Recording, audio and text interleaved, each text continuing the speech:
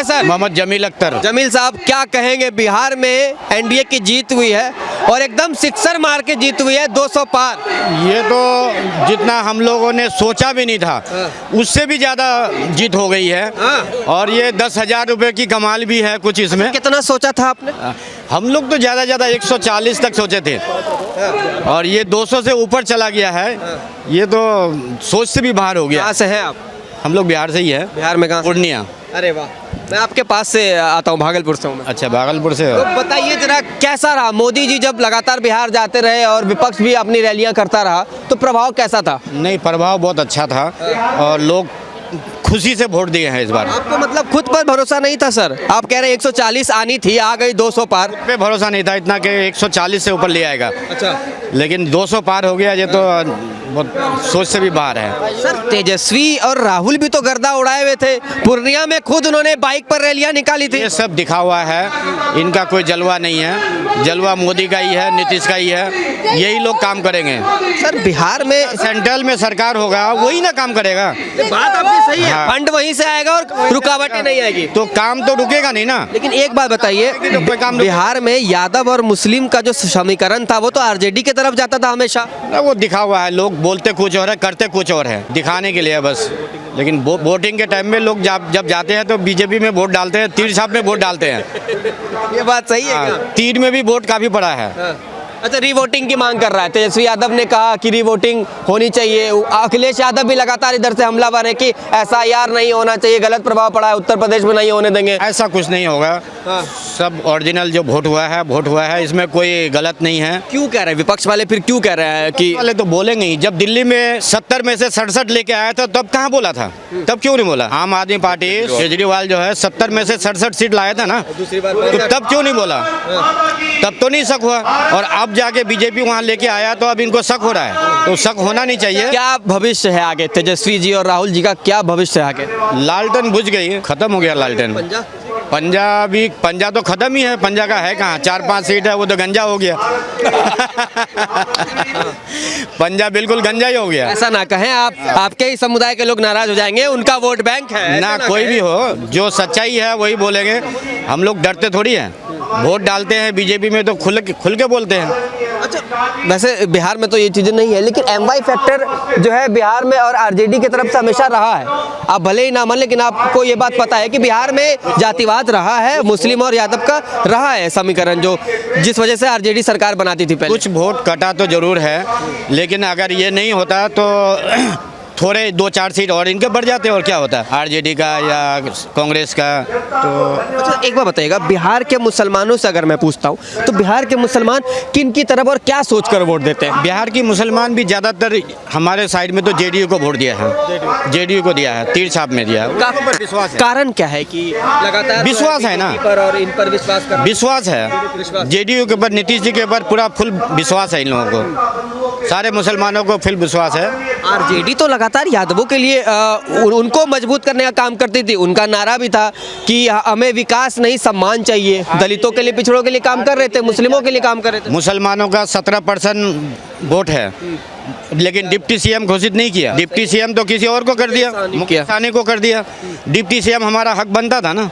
बिल्कुल हक बनता था, करना चाहिए। अगर आप बात करते हैं लगातार आपके हक की, तो घोषित करना चाहिए था। बिल्कुल हमारे हक में था। डिप्टी सीएम उसने नहीं बोला है, घोषित नहीं किया। तो मतलब आप डिप्टी सीएम घोषित ना किया, इसीलिए बीजेपी में आ गए क्या? ये लोग नाराज हो गया और ज्यादा पब्लिक नाराज हो तो गया। इसीलिए आप भी इधर आ गए? हाँ बिल्कुल आ गए। हम लोग पहले से हैं। हम लोग पहले से हैं, लेकिन और भी लोग इधर आ गए ज्यादातर कोशिश करके। बहुत शुक्रिया सर। क्या नाम है आपका? मेरा नाम जमील खान है। जमील खान साहब, पूर्वी चंपारण से हूँ, मैं बिहार से ही हूँ। चंपारण का मटन बड़ा फेमस है। अरे बहुत सुपर से भी ऊपर है। चलिए आप बताइए, क्या कहेंगे एनडीए की जीत पर? देखिए, मोदी है तो मुमकिन है, ठीक है। क्योंकि देखिए जब लालू की सरकार थी तो वहाँ इतनी गुंडागर्दी, इतनी बदमाशी, महिला सेफ नहीं, रोड का बुरा हाल। तो इसलिए पब्लिक ने पूरा मन बना लिया है कि विकास चाहिए, रोजगार चाहिए, तो इसलिए मोदी चाहिए। तो मोदी को वोट इसलिए दिया है लोगों ने, और महिलाओं ने बड़ा बढ़ चढ़ के हिस्सा लिया है, ठीक है नहीं, क्योंकि महिला सेफ है। पहले लालू के टाइम पे ऐसा होता था 5 बजे के बाद महिला बाहर नहीं निकल सकती। हाँ, दिन दहाड़े अपहरण हो जाते थे, दिन दहाड़े गोलियां चल जाती थी। तो अब नहीं है। देखिए जब से नीतीश है और मोदी जी है, तो जब से लोग सेफ है, और खासकर मुसलमान बहुत ज़्यादा सेफ है। अच्छा। हाँ। खान साहब, महागठबंधन के रीवोटिंग के सवाल पर क्या कहना चाहिए? रीवोटिंग कुछ नहीं होगा, ठीक है। ये कुछ भी रोते रहे गाते रहे, कुछ नहीं होगा, क्योंकि गलत हुआ ही नहीं है। ये लोग कुछ भी करते रहे, रीवोटिंग नहीं होगा, नहीं होगा। एक अभी जो आप कह रहे थे कि बीजेपी के राज में, एनडीए के राज में मुसलमान अपने आप को सुरक्षित महसूस करता, अपनी बात कंप्लीट कीजिए। हाँ, देखिए मोदी जी के राज में मुसलमान सेफ है और सेफ महसूस कर रहा है, क्योंकि देखिए जब कांग्रेस के टाइम था, जब वहाँ लालू की सरकार थी, देखिए कितने दंगे होते थे। हाँ, यूपीए की सरकार थी, कितने दंगे होते थे, हर जगह दंगा, हर जगह बम फटते थे, हर जगह मतलब पता नहीं क्या क्या गलत काम होते थे। अब कोई गलत काम नहीं हो रहा है, सब कुछ ठीक है। मोदी है तो मुमकिन है, और खाली मुसलमान नहीं, हमारा देश सेफ है। अच्छा, एक सवाल है, आप तेजस्वी यादव के लिए और राहुल गांधी जी के लिए क्या कहना चाहेंगे, महागठबंधन वालों के लिए? अरे किसका नाम ले रहे हैं, हम तो नाम नहीं लेंगे उनको। वो तो आप पर भरोसा करते हैं ना। नहीं नहीं नहीं, वो अब हम उनका वोट बैंक ही है। वो कुछ भी हम पे भरोसा करे, अब वो भरोसे के लायक नहीं है अब। हाँ, क्या कारण है? कारण बताए तो आपको। लालू को आते ही लालू जी की बात तो मैं समझ गया, लेकिन तेजस्वी की क्या गलती है इसमें? तेजस्वी का है तो वही खून, वो भी वही करवाता।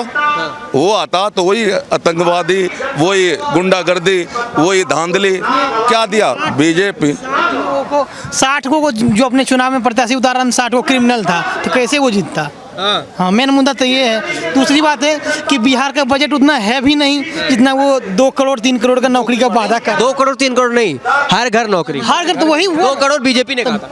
बीजेपी ने कहता, बिहार का पॉपुलेशन देखिए ना, पॉपुलेशन के आधार पर अगर एक घर में एक नौकरी दे पाएगा, उतना बजट है भी नहीं, है ना। तो मेन मुद्दा ये है। और मेन उसके चुनाव हारने का कारण है, वो अपने भाई को पार्टी से 6 साल के लिए निकाल लिया। उसने 44 सीट पर चुनाव लड़ा, हर जगह यादव का वोट काटा। मेन मुद्दा ये हुआ। कहाँ से है, क्या नाम है? मैं जमुई से हूँ। जमुई से 4 सीट में 4, जो पिछली बार भी जदयू और बीजेपी जीता। नाम क्या? मेरा नाम विवेक सिंह हुआ। विवेक भाई, मुझे एक बात बताइए, आप युवा हैं, तेजस्वी भी युवा की बात करते थे, रोजगार की बात करते थे, और तमाम ऐसी बात की है जिससे युवा इन्फ्लुएंस भी हुआ है। देखिए बात तो सब करता है युवा का, लेकिन उतना बजट रहेगा तो ना। अब बिहार का आप गरीबी देखिए, बदहाली देखिए, बिहार का जो पलायन देखिए, सब कुछ देखना पड़ेगा ना।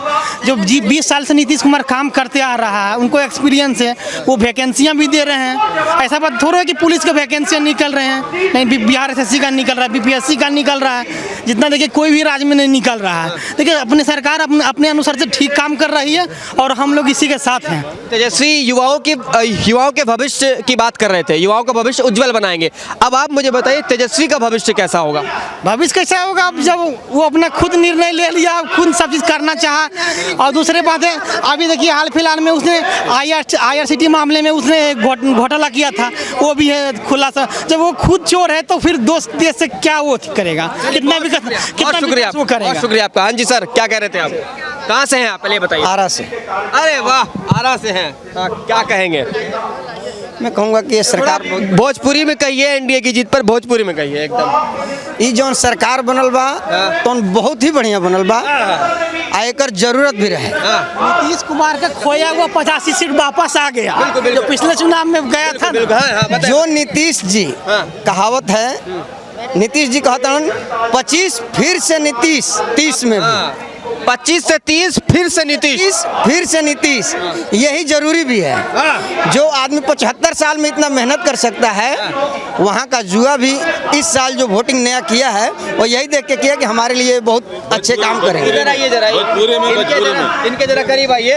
एक बार भोजपुरी में कैसे बधाई देना चाहेंगे पूरे भारत के लोगों को और बिहार की जनता को? और गाना गा के। दिल्ली से मैं श्री प्रकाश दुबे ये बोल रहा हूँ कि बिहार के सब जनता के बहुत बहुत बधाई। अरे भोजपुरी में जनाब एकदम खुशी झलक नहीं रहा है आपके महाराज, खुश है ना आप?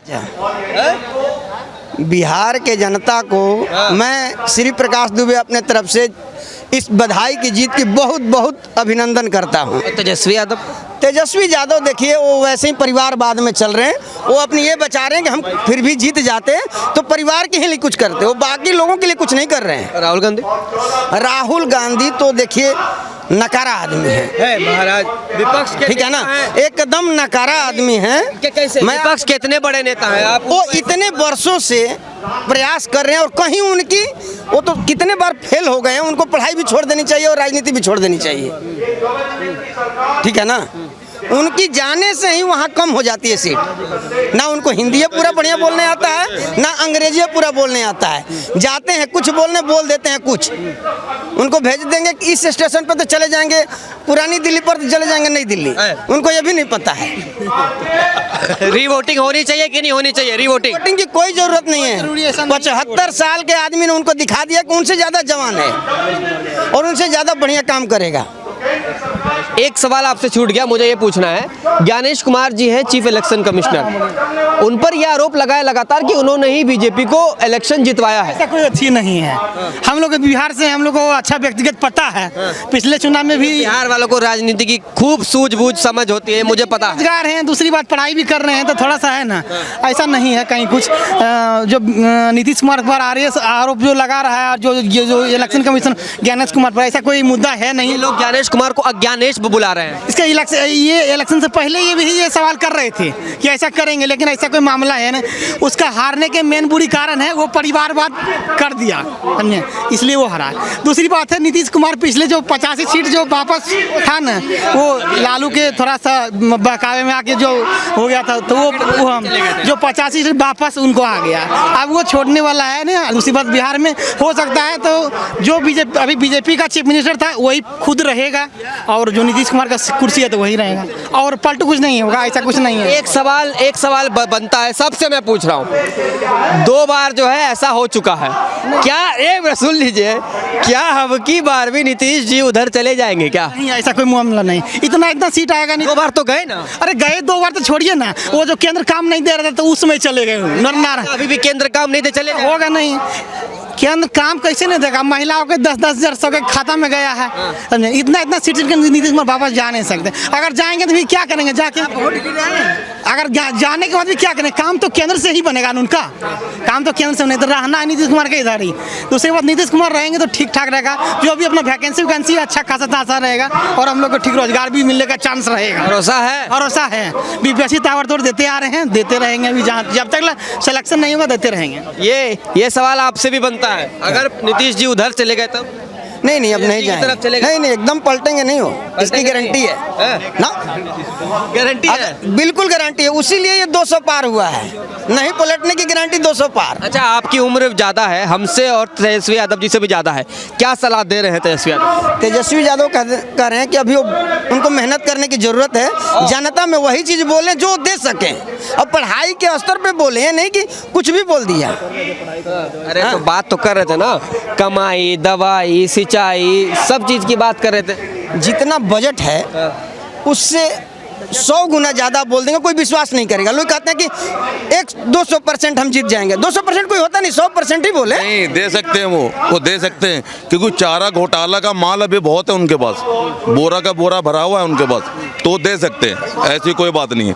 हाँ, वो रुकेगा तो मौका काहे नहीं दिए? अरे मौका क्यों दे? अब तो भैंस ही चराए वो, भैंस ही चराए। अब वो कभी नहीं है, वो उनका पत्ता सारा साफ है। हाँ, जैसे यहाँ पे लोगों ने झाड़ू को झाड़ू लगा दिया ना दिल्ली में, वैसे वो भैंसी चराए, वो उसको कोई देने वाला नहीं बिहार में। हमारी 51 साल उम्र है। अरे वाह। 90 में जो नहीं किए होते तो मैं वहीं कहीं नौकरी में होता। दिल्ली क्या जरूरत थी? उनके पूरी सोची समझी हुई लालू जी की थी, जब सारे आदमी लोगों ने पलायन किया है। आज उनकी देन है कि हम कहीं जाते हैं तो कोई कुछ बोल भी देता है। तेजस्वी की क्या गलती है? लालू यादव के पर आरोप लगा है, सिद्ध हो गया, मैं मान रहा हूँ। अभी वो पूर्ण जो बोल रहे हैं ना, उसको उतना बोलिए जो जितना वो कर सके। पर मौका ही तो मांग रहे थे वो। मौका देश के लिए नहीं दिया जाता है, राज्य के लिए नहीं। उनको घर के लिए मौका दे दिया। अपने भाई नहीं संभाल रहे हैं, अपने परिवार नहीं संभाल रहे, देश क्या संभालेगा? नहीं संभालेगा। वो अभी उस लायक नहीं है, अभी वो बच्चे हैं अभी। बेहद खुशी का दिन है आज एनडीए के लिए, तमाम लोगों के लिए। बिहार में सरकार बन गई है वो भी डबल सेंचुरी के साथ। और बिहार की जो ऑडियंस इस वक्त मुझे देख रही है, आप सब लोगों ने अगर बीजेपी को वोट दिया तो आप सब लोगों को बहुत बहुत शुक्रिया, जिन्होंने नहीं भी दिया उनके लिए भी बहुत बहुत बहुत बधाई। फिलहाल हम इस वक्त आए थे यहाँ पर बीजेपी के हेडक्वार्टर ऑफिस के पास और ये जानकारी लेने के लिए कि क्या माहौल है, लोग कितने खुश हैं और लोग किस तरीके से अपनी बात रख रहे हैं। बहुत यहाँ पर आप एक बार मैं कैमरामैन से रिक्वेस्ट करूँगा, दिखाना चाहता हूँ यहाँ पर कार्यकर्ता के साथ साथ तमाम बीजेपी के नेता और तमाम लोग जो समर्थक हैं वो यहाँ पर आए हैं और अपने अपने वक्तव्य रख रहे हैं और अपनी तरीके से अपनी खुशी दिखा रहे हैं। उम्मीद करता हूँ कि ये वीडियो आपको पसंद आई। फिलहाल एक व्यक्ति और हैं, बड़ी देर से आप कुछ कहना चाहते हैं, कह दीजिए। जी ऐसा है, जय श्री राम, जय श्री राम, जय सीताराम, जय सीताराम, जय जय राम। ठीक है, कुछ कहना चाह रहे हैं? हाँ, कहना कुछ चाहता कहना हूँ चाहेंगे? मोदी जी के लिए यही कहना चाहता हूँ, मोदी जी के लिए इसीलिए कहना चाहता हूँ कि देश के भविष्य के लिए वो कुछ सोचते हैं, बाकी हम न सोचते हैं। बहुत बहुत शुक्रिया सर।